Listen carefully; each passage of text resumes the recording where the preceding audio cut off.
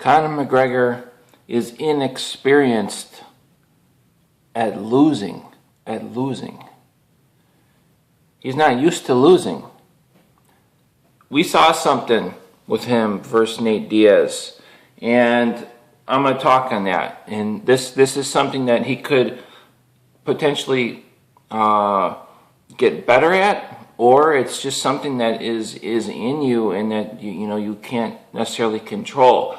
And that is, when you're fighting, when you're a fighter, and we'll watch any fighter. When things are going their way, they're very dominant and everything is great. You know what I mean? And that could go for any fighter. They're winning the fight, it's a piece of cake, and everything is bliss. Now, some fighters, when the table turns, when things aren't going their way, they have the ability to deal with that very well. Other fighters, they just don't have the ability to deal with that. And some examples of that, and hopefully this is not going to upset anybody, but a really, really good example of that is Alistair Overeem. And the reason I say that is because he's had so many fights, and he never really seem to improve on that. I always see them be about the same. In other words, when he starts losing a fight, he just kind of cowers up, and he doesn't deal with that real well. Fortunately for him, is he wins most of his fights because he's such a dominant fighter. Another example of that is I would say Frank Mir, but then Frank Mir also has had some great comeback wins. But we've seen that from Frank Mir too. He just when he starts losing and just cowers up. But he's also had some great comeback submissions. But he doesn't. It's like he doesn't have that in him though to start getting punched and not be phased and then keep punching. He even talked about that himself. So that was Frank Mir that talked about that. And some of that, guys, is your training. Some of it is just in you. There's nothing you can do about it. It's a mental thing. I mean, we've seen other fighters, like Fedor Emelianenko. I mean, this guy, he went 10 years without losing, but during that 10 years, in his mind, he probably had a few losses. Because there was times when he was losing the fight and he had come back and won, but probably learned a lot from it. So Conor McGregor, in other words, they've seen hardship in the ring. Now, Conor McGregor, this guy is always just ran right through everybody, except when he got submitted. But when he's in a fight, trading punches, he just mauls everybody. And so it's very easy. It's very easy for anybody when they're winning. It's very easy.